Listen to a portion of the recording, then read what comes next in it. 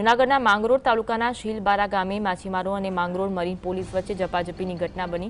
હાલ વરસાદી સિઝનને કારણે માછીમારી પર પ્રતિબંધ હોય, જેના ભાગરૂપે માછીમારી માટે ટોકન આપવામાં આવતા નથી।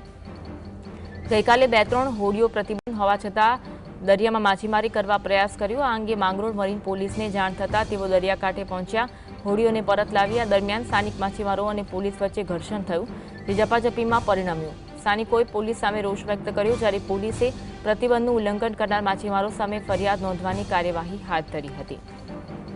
જૂનાગઢના માંગરોળમાં માછીમારો અને પોલીસ વચ્ચે ઘર્ષણ થયું હતું। આ અંગે વધુ વાત કરીશું। સંવાદદાતા સંજય ફોનલાઈન પર જોડાયા છે। સંજય, ઘટના અંગે માહિતી આપશો।